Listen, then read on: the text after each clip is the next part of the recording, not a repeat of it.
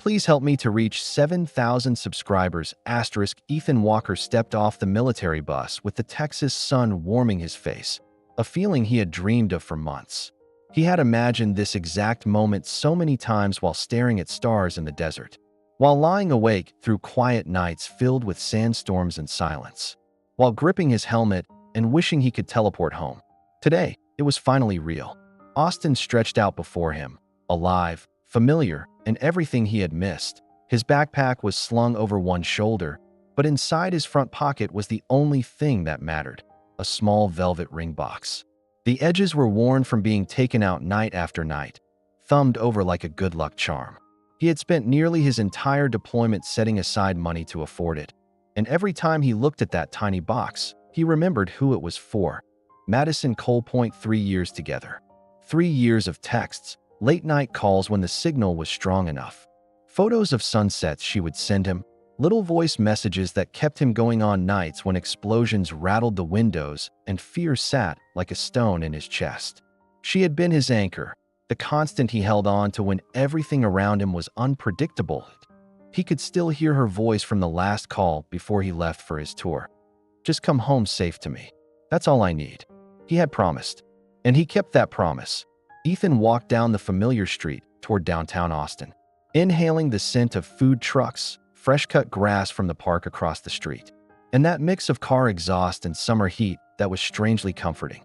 He passed a group of teenagers skateboarding, music playing from a small speaker, and for the first time in months, he felt normal again. He wasn't Sergeant Walker. He was just Ethan. He pulled out his phone and reread the proposal speech he had written months ago. A small smile spread across his face. He wanted to get it perfect. Madison deserved perfect. He couldn't wait to see the expression on her face when she realized he had come home early. She thought he was returning next month. That was the surprise. He wanted to catch her in the middle of an ordinary day and turn it into the best moment of her life. Just ahead was the cafe she loved, a little independent place called Blake's Brew House. She used to rave about their cappuccinos. Ethan pushed open the door and the shop bell chimed. The rich smell of roasted coffee beans hit him immediately. The barista behind the counter, a man in his 50s with graying hair and warm eyes, looked up. "Well now," he said, taking in Ethan's uniform. "Welcome home, soldier." "Thanks," Ethan replied, smiling as he approached the counter.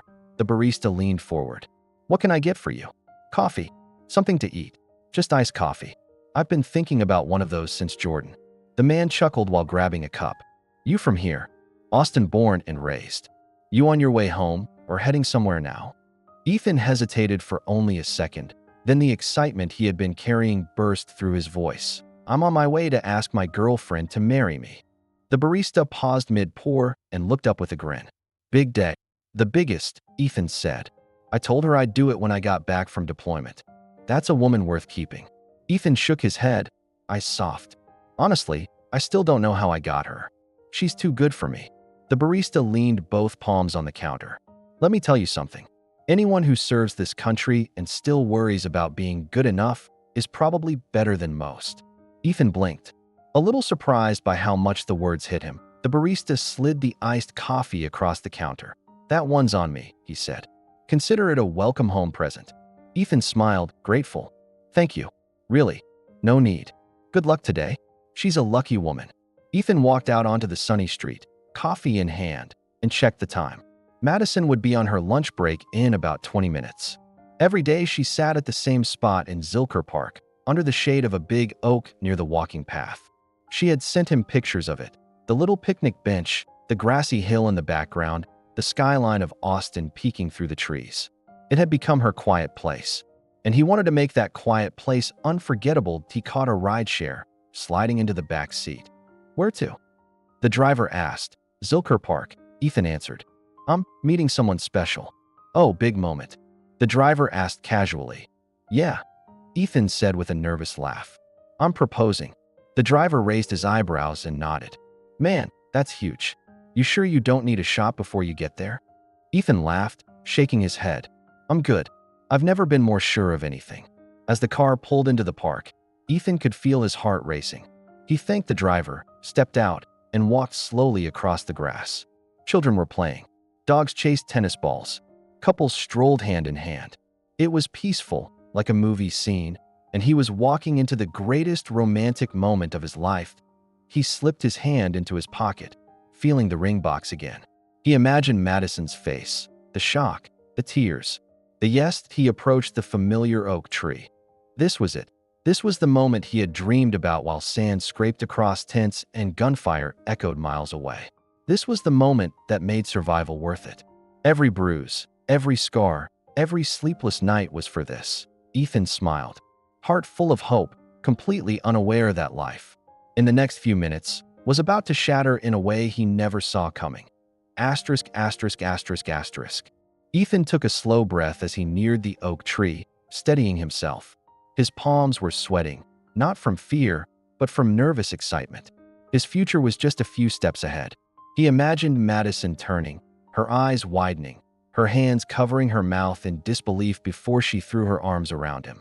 He imagined dropping to one knee, looking up at the woman he loved, and promising her forever. That he smiled at the thought. But then he froze.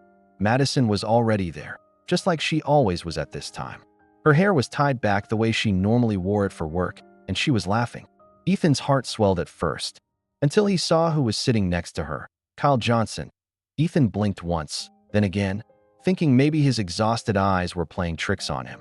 Kyle, his closest friend since high school, the guy who helped him build his first car, who promised he would watch out for Madison while Ethan was deployed. Kyle was sitting close, too close. Ethan took one more step forward, but his body stopped on its own when he saw Madison lean in and kiss Kyle's cheek. Kyle slipped his hand into hers on the bench, and she didn't pull away. To Ethan's world stopped. The ringing filled his ears. The park sounds vanished. His heart pounded so hard it hurt. That kiss might as well have been a weapon straight through him. Madison moved closer, laughing again, touching Kyle's arm like she had once touched Ethan's during movie nights. Ethan felt his throat close. He couldn't breathe. The ring box in his pocket suddenly felt like a brick dragging him down into the ground. No, no, no, he whispered under his breath, his voice cracking. He took another step forward, his pulse racing, anger and heartbreak rising so violently that he nearly sprinted toward them right then. His hands curled into fists. He wanted answers. He wanted to shout. He wanted anything except the agony ripping through him. Before he could move another inch, a firm hand landed on his shoulder. Son, stop. Ethan turned sharply to see a man in his late 60s standing beside him. Tall, weathered, with calm gray eyes. Let go, Ethan choked. I need to go over there. No, the man said softly but firmly. You go over there right now, and you're walking into something you'll regret. She's kissing him. Ethan snapped quietly, voice trembling. That's my girlfriend. Kyle is my friend. The old man looked at him with sad understanding. I know what betrayal looks like, and I know what it does to a man. But charging in while you're fueled by pain? That never ends well. Ethan's breathing was uneven. His entire body was shaking. His vision blurred as he stared at the people he trusted most, laughing like the world hadn't just shattered seconds ago. I just got home, Ethan whispered.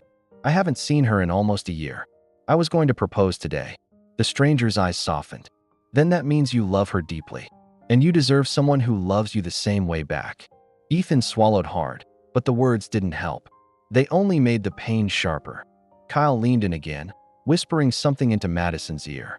She giggled and wrapped her arms around him. Ethan dropped his gaze to the grass, pressing his teeth together so hard his jaw ached. How could she do this? He whispered. How could he? I trusted him. I trusted both of them. The old man stepped in front of him, blocking his view gently. Son, I'm not telling you not to feel this. Anyone would. But don't lose yourself in one moment of their weakness. Ethan closed his eyes. His chest hurt so deeply he felt like he couldn't stand. Tears pushed forward, but he forced them back, refusing to break here. In public, in front of her, the stranger let go of his shoulder. Come with me. Take a breath before you make decisions you can't undo. Ethan wiped his face roughly with his sleeve and looked back again, just in time to see Kyle take Madison's hand across the table, smiling at her with the same closeness Ethan once believed was his alone. That it felt like being punched. Ethan whispered, I thought I was coming home to start my life. I didn't know I was coming home to end everything. The stranger nodded slowly. Heartbreak hits harder than any war. Let's get you somewhere quieter. Ethan stood still for another moment, staring at the betrayal unfolding just a few yards away. He wanted them to notice him. He wanted them to feel the pain he was drowning in. But at the same time, seeing them together was tearing him apart. Finally, he turned away. Each step back felt wrong, heavy, humiliating. But walking toward them would have destroyed him. The stranger walked beside him, matching his pace. Ethan whispered, voice breaking, "They were supposed to be my people." The stranger patted his arm gently. Sometimes the people we trust most are the ones who teach us the hardest lessons. But this doesn't define you. It defines them. They continued walking toward the park exit, Ethan wiping away the tears that refused to stop. The ring in his pocket suddenly felt like a cruel joke. His future had shattered in a single moment, and he hadn't even spoken a word. When they reached the parking area, the stranger asked quietly, "Where do you live, son? I'll get you there." Ethan swallowed hard. "I can't go home yet. Not until I know what I'm going to say." The stranger nodded slowly.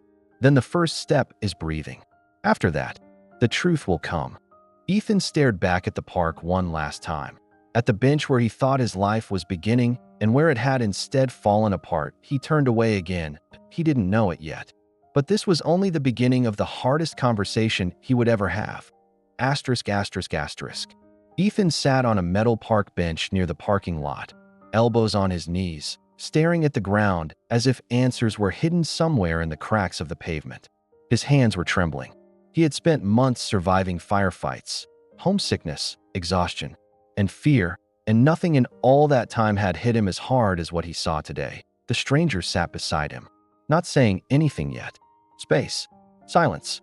That was the first thing Ethan needed. Ethan ran a hand over his face, trying to steady his breathing. His voice finally came out, low and rough. "I held on to her while I was overseas," he said. "Every time something got bad, every time I thought I wouldn't make it out, I told myself, just get home. Madison is waiting." He stared forward, eyes distant. "I would lie awake at night in the barracks, looking at the ring I bought. I'd picture her face when I got down on one knee. That kept me going. That gave me strength." The stranger nodded slowly. Love can keep a soldier alive as much as armor. Ethan let out a short, humorless laugh. "Funny thing is, she wasn't thinking about me at all." "That's your pain talking," the old man replied gently. Ethan turned his head, brow tightening. "No, that's the truth." He gestured toward the park. "That man she was kissing? Kyle Johnson. I've known him since I was a kid. We played baseball together, worked on cars together. He promised that he'd look after her while I was gone." His voice cracked mid-sentence. He swallowed hard. "I didn't think he meant look after her like that." The stranger didn't interrupt. He just let Ethan speak. Ethan's eyes shined with bitter disbelief as he stared at nothing. "You know what the weird part is?" he murmured. "All these months, I worried she was lonely. I worried she was struggling. I worried I wasn't doing enough." He pressed a hand to his chest. "She never once told me she was hurting. She said she loved me. She said she was proud of me. She told me she couldn't wait to start a life with me." He laughed again, the painful kind of laughter that came from emotional bruising. "Guess I was the only one telling the truth." The stranger took a slow breath. "Son, sometimes the person we would die for is the same person who would watch us drown." Ethan looked up, eyes rimmed red. "I would have given her everything." He tapped the front of his jacket. "Every scar on my body came with thoughts of her. Every bullet whistle, every explosion, every day I didn't know if we'd all make it. I held on because I believed I had something worth surviving for." He leaned back, staring at the sky, as if searching for light in it. "What was I fighting for?" The stranger didn't look away. "You fought for your country, for the brothers beside you, for yourself." Ethan shook his head. "But she was my reason." The stranger sighed. "You made her your home, but she didn't build her foundation on the same ground." Ethan's voice came out in a whisper. "I feel stupid." The older man's tone hardened, not cruel, but sharp enough to cut through Ethan's self-blame. "Stop that. You feel betrayed, not stupid. There's a difference. A man who loves fully is not a fool. The fools are the ones who don't know how to honor something so pure." Ethan stared at him. "You carry loyalty in your bones." The stranger continued. "She didn't. That's not your failure. It's hers." The words sank into Ethan like a slow and painful truth. Ethan looked down at his hands. "You know what hurts the most?" he said quietly. "I wanted to build a life with her. I had plans. I had dreams. Now I don't even know where to go from here."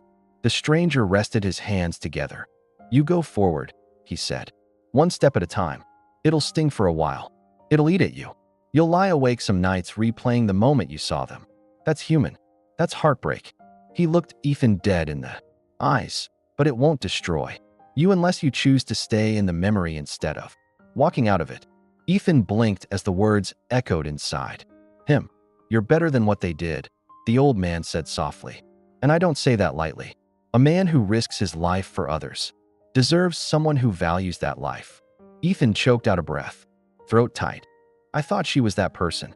The stranger's reply was quiet, almost a whisper. "She wasn't. But one day someone will be. And you'll be glad you didn't let this break you."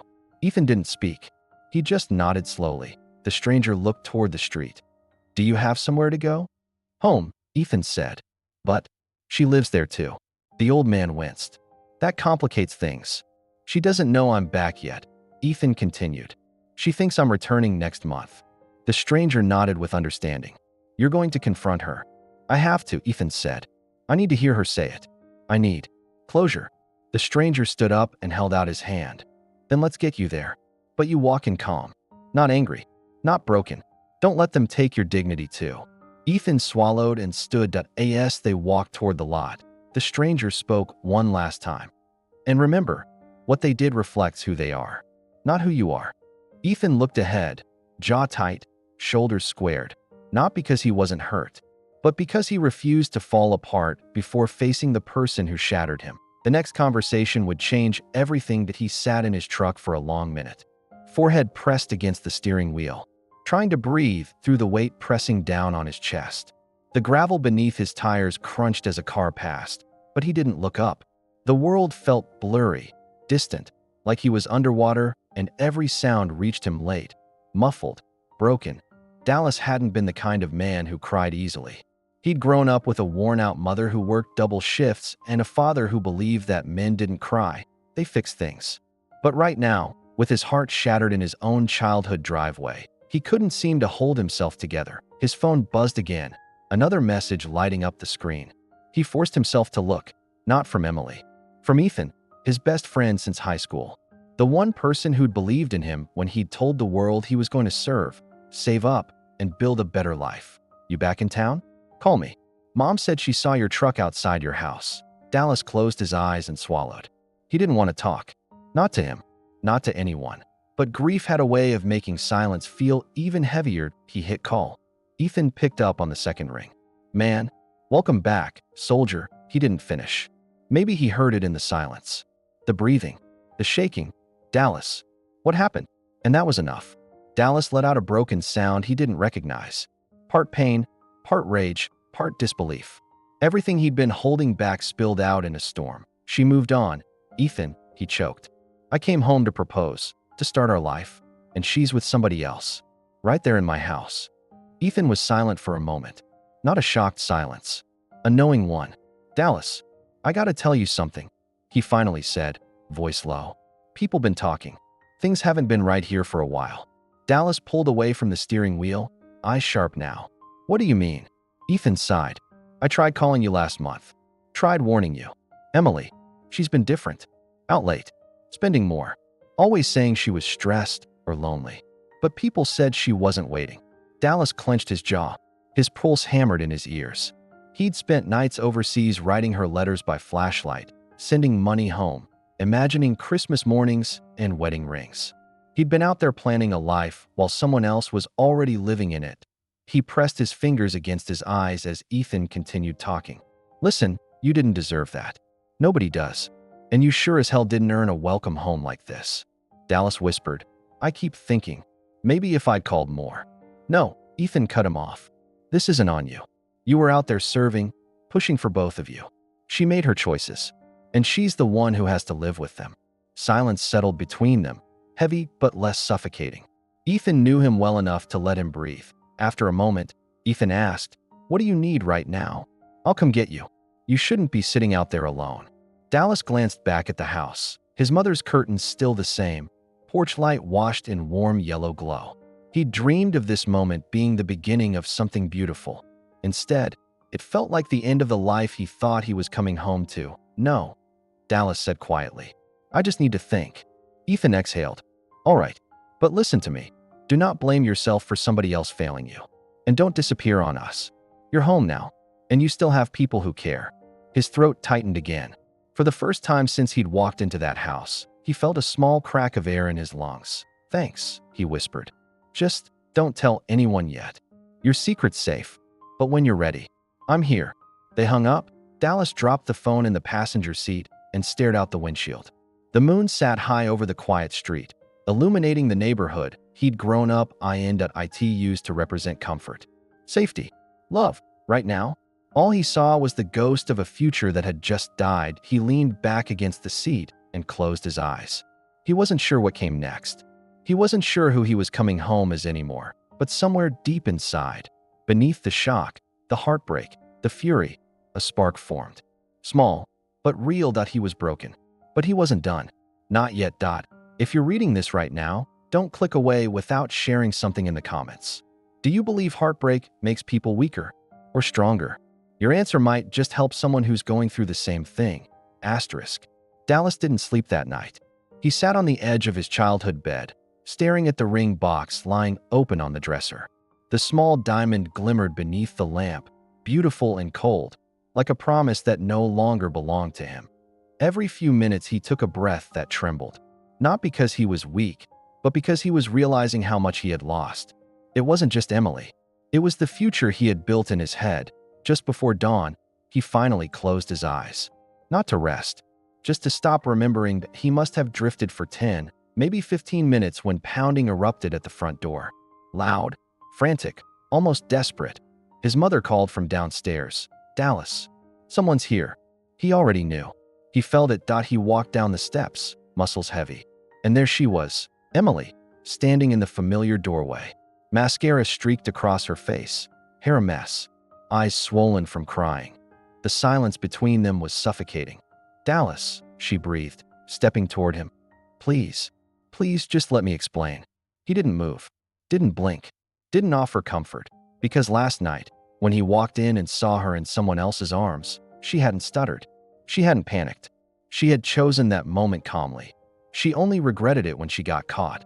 What do you want? He asked, voice flat. Emily flinched like he'd struck her.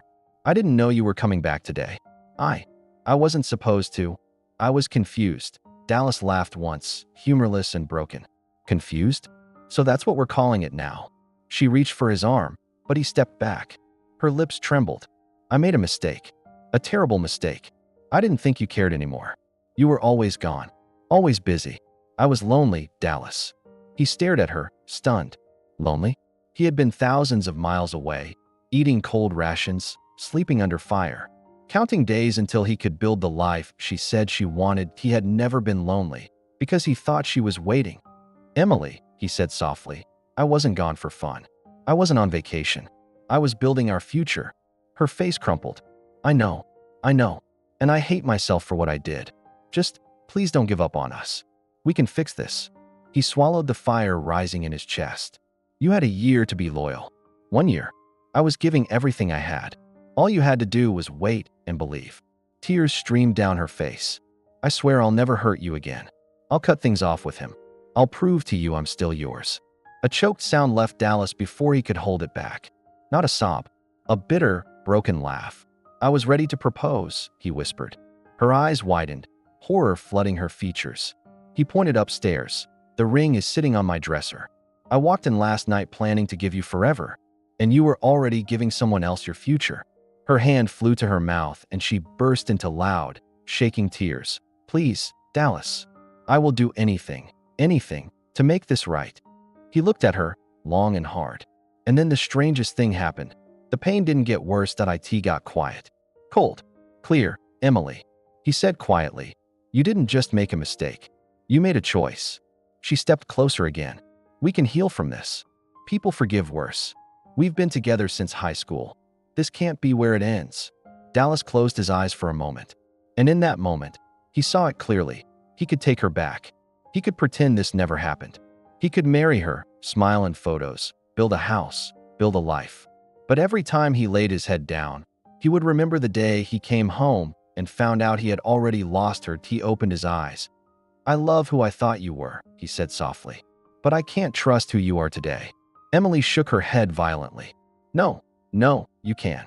I'll prove it. I'll spend the rest of my life proving it. I swear." Her desperation filled the small entryway, her sobs echoing off the walls. But Dallas wasn't angry anymore. He wasn't pleading. He wasn't fighting that he was done. "I need space," he said. Not yelling, not punishing, just truth. And honestly, I don't know if there's anything left worth saving. Emily's knees nearly gave out. She grabbed the doorframe to steady herself. "Please, don't leave me," she whispered. He stepped back, holding the door open, not slamming it, not throwing her out, just letting the finality settle. "Emily," he said gently, "you left me long before I ever walked through that door." Her face broke. She covered her mouth and sobbed as he nodded once, stepped inside, and closed the door, not because he didn't care, but because he finally cared about himself too. Inside, he leaned against the wall and exhaled shakily. He could still hear her crying outside. But he didn't go back, because the old Dallas might have forgiven instantly. But the man who came home last night had learned the hardest truth of all. Sometimes love doesn't break you. People do. Dallas stood in his quiet apartment, the same place he had decorated with Emily, the same place where he had pictured a family one day. And now everything felt unfamiliar. The air felt heavier. Not because of the silence, but because of the memories stacked in every corner. He took a deep breath, rolled up his sleeves, and grabbed the first empty box. It was time. Time to reclaim his space, his peace, and his future. The first thing he noticed was the picture frame on the hallway shelf. A smiling photo of him and Emily at his graduation, her arms around him, her eyes filled with pride, his filled with love and promise. He stared at it for several seconds, remembering a version of her that no longer existed. Then he gently placed the frame face down in the box. He wasn't throwing away the past. He was just choosing not to live in it anymore. The room was still dim, blinds half closed. The evening sun pushing orange light across the walls. He moved slowly, packing shoes she left behind, hair products. The books she never returned to the shelf properly. Each item carried a memory, and with every folded shirt, every sealed box, he began to breathe easier. He moved to the living room next. Their couch still had a throw blanket she insisted on buying. He remembered how she'd wrapped herself in it when she was cold, how she'd fallen asleep on his chest during movie nights. Dallas picked it up, hesitated, then folded it neatly. Not everything had to be broken. Some things were just part of a story that was ending. The next box filled faster than he expected. Coffee mug, decorations, stray photos, her favorite notebook. By the time he taped it shut, his hands had stopped shaking. His heart still hurt, but the overwhelming sting was dulling into something bearable. He stepped into the bedroom and paused. This was the hardest room. Their room. The bed still smelled faintly like the vanilla perfume she used every morning. He swallowed and forced himself forward. He opened her side of the closet and stared. Neatly hung dresses, shoes in rows, a jacket she'd once wore to his promotion ceremony. A year ago, this closet looked like a shared future. Now, it was a reminder of everything that had changed. Dallas took down the clothes one by one, carefully folding them and placing them into the large moving box. This wasn't about revenge. This wasn't about punishing her. This was closure. A quiet goodbye. As he worked, his phone buzzed on the dresser. Another message from Emily. Then another. Then another. He didn't open them. Not because he didn't care, but because nothing she said right now could change the truth. Promises after betrayal felt like broken glass. Painful no matter how carefully you touched them. He kept packing. After nearly an hour, he reached the small drawer next to the bed. Inside was a stack of handwritten letters, the ones he mailed her during deployment. He lifted the top one. She had written in red pen across the envelope, "Read this the night before you come home." He opened it slowly. Her handwriting danced across the page, sweet, loving, excited, promising she was waiting, loyal, proud. Dallas sat down on the edge of the bed and shook his head with a soft, sad exhale. "I guess we both believe different things," he whispered. He folded the letter gently and placed it back in the drawer. Some memories were too important to throw away. Even when they hurt, he taped the final box and stood up. 6 boxes in total. Her entire presence in his home summed up into neat cardboard squares, stacked by the front door. He looked around the apartment and realized he could breathe again. The space felt bigger, not because things were gone, but because he was reclaiming himself. The front door opened. It was Mark, the rideshare driver from the day before. The man who had talked him down from the edge of heartbreak in a single parked car. "I came to see if you needed help," Mark said quietly. Dallas offered him a tired but genuine smile. "Thanks. I appreciate it. I've got most of it done." Mark looked at the boxes, then back at Dallas. "That's not just packing," he said. "That's healing." Dallas let out a shaky laugh. "Feels like ripping off bandages." "Sometimes," Mark replied. "That's the only way wounds get air." Dallas nodded, his voice low. "I thought I'd spend my whole life with her." Mark placed a hand on his shoulder. "But life's funny. Sometimes the people who break us are the ones who push us toward who we're supposed to become." Dallas swallowed hard. Those words hit deep. He walked to the window and looked out at the quiet street below. A street he had driven down hundreds of times, believing there was someone waiting for him at home. The truth was, the person he needed to come home to was himself. Mark glanced at the boxes. "What are you going to do now?" Dallas breathed in slowly. "I'm going to rebuild. Not fast. Not to prove something. Just to become whole again." Mark smiled proudly. "That's a good answer, son." Dallas picked up the first box and set it outside the door. One trip at a time. One step at a time. One chapter at a time. By the time the final box was on the porch, the apartment looked different, cleaner, calmer. He locked the door and turned back toward the driveway. For the first time since he returned home, he felt something like peace settle in his chest. Not happiness, not victory, just acceptance. The chapter was closing, and he was still standing. The morning after the boxes were packed, Dallas woke up to something unfamiliar. Silence. Without heaviness. For weeks, silence had felt like pain. Now it felt like space. Room to breathe. Room to think. Room to grow. He sat at the edge of the bed, staring out the window as sunlight crept through the blinds. This was the same apartment. The same walls. The same life. But he was not the same man. He showered, put on a clean shirt, and looked at himself in the bathroom mirror. Not the soldier. Not the heartbroken boyfriend. Not the abandoned partner. Just Dallas.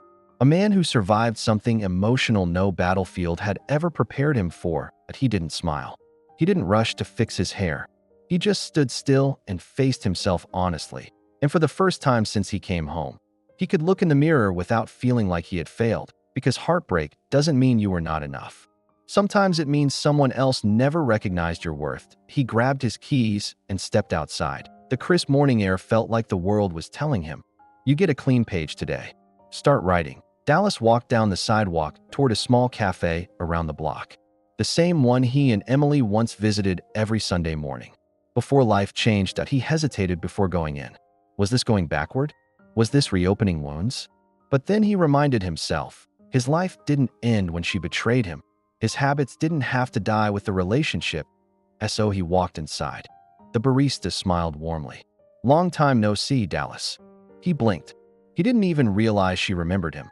"Good to be back," he said quietly. He ordered coffee and sat by the window. The same table he used to share with Emily, except now, it wasn't sad. It was symbolic. He took out a small notebook from his jacket, the one he kept during deployment, and flipped to a blank page. On the top he wrote, "Day 1, starting over." He didn't write about Emily. He didn't write about the betrayal. He wrote about himself, what he wanted, who he wanted to become, what he would no longer settle for. When he finished, the page wasn't heavy. It was hopeful. As he sat back, someone approached the table. Mark, the man who had talked him down from storming into that park. The man who had given him perspective when he couldn't see past the hurt. "You good?" Mark asked, hands in his pockets. Dallas nodded with a small smile. "I'm getting there." Mark sat down. "That's all anyone can do. Get there, one sunrise at a time." Dallas took a sip of his coffee. "How did you know what to say that day?" Mark chuckled softly. "Because I've been where you are, son. Different woman, same heartbreak." Dallas looked down. "It still hurts." "And it will," Mark said honestly. "Hurt means you cared. But you know what's worse than pain?" Dallas looked up. "What?" "Losing yourself trying to hold on to someone who already left." Those words landed like truth hitting a bruise. Dallas swallowed. "I don't want to hate her." Mark shook his head. "Hate chains you to the past. Forgiveness sets you free." But remember, forgiving someone doesn't mean you open the door for them again. Dallas leaned back in the chair. He wasn't ready to forgive fully, but he was ready to stop bleeding. They talked for a while, about life, mistakes, futures, redemption. Then Mark stood. I'll let you get back to your day. But before I go, I want you to remember this. Dallas waited. You didn't just lose something, Dallas. You made space for better.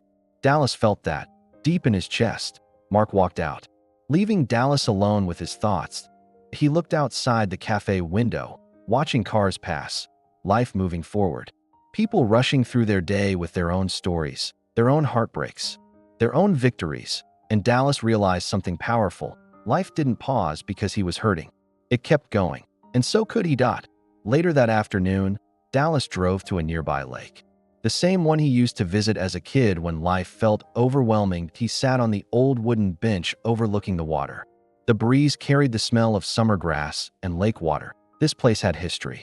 Where he fished with his dad. Where he learned to skip stones.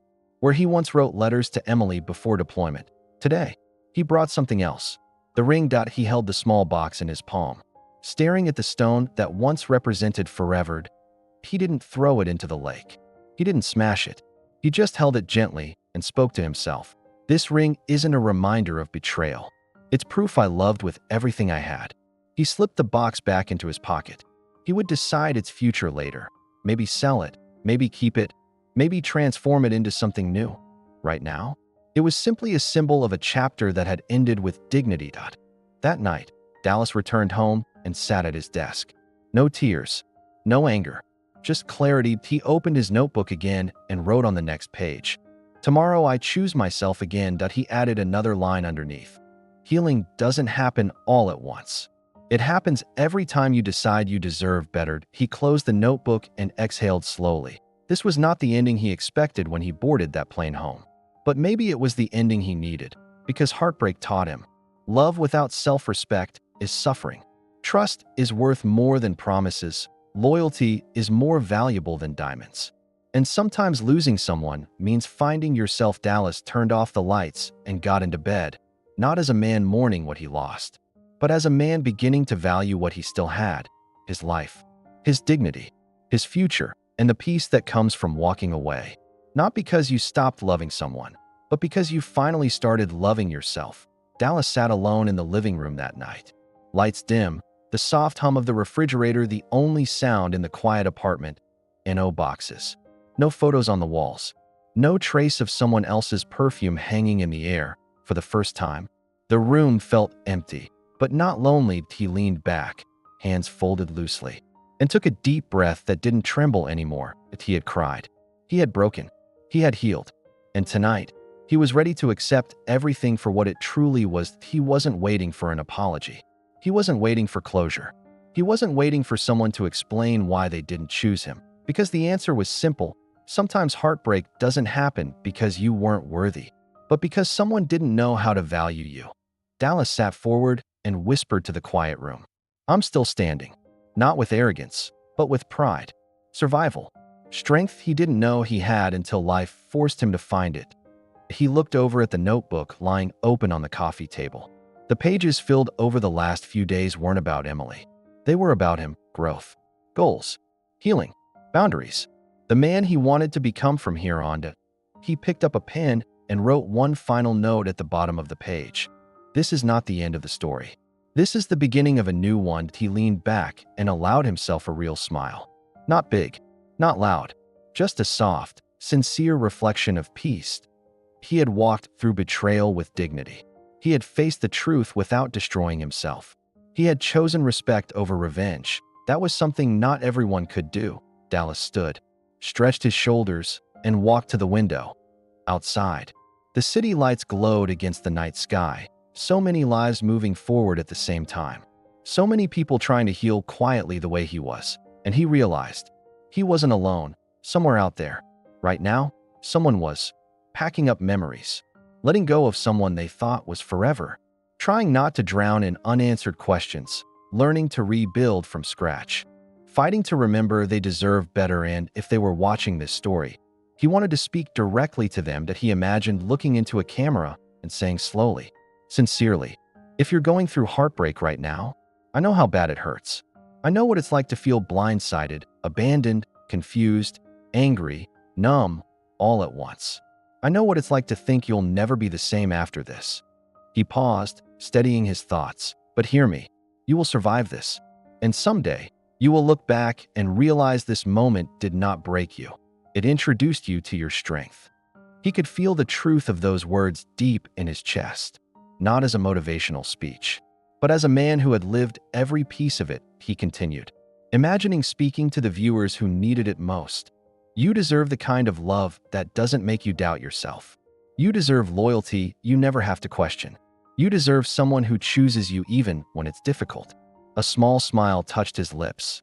"And if they didn't choose you, that says nothing about your value. It only says everything about their ability to recognize it." He sat back down, grabbed the notebook, and flipped through the pages once more. Some pages had tear stains. Some had scribbled anger. Some had quiet acceptance. Together, they formed the map of a journey. Broken, searching, understanding, healing. Rising, and that last part, rising, was the one that mattered most. He closed the notebook gently and looked at the camera in his mind one last time. If this story reached you today, if you related even to a piece of it, then share it with someone who might need it too. None of us should hurt alone. He imagined one final message rolling over the screen, something people watching could carry with them long after the video ended. Sometimes the hardest goodbyes lead to the strongest versions of ourselves. Dallas stood, switched off the lamp, and walked toward the bedroom. He didn't look back, not at the past, not at the pain, not at the version of himself who thought life was over, because tonight, for the first time since coming home, he was ready for tomorrow. If you've watched his journey this far, right now, drop a comment and tell us. Have you ever healed from something you thought would destroy you? What helped you move forward? Your words might be the reason someone else doesn't give up tonight. And before you go, hit like, hit subscribe, and share this video with someone who needs strength right now. Thank you for watching. Thank you for supporting, and remember, your story isn't over. It's just beginning.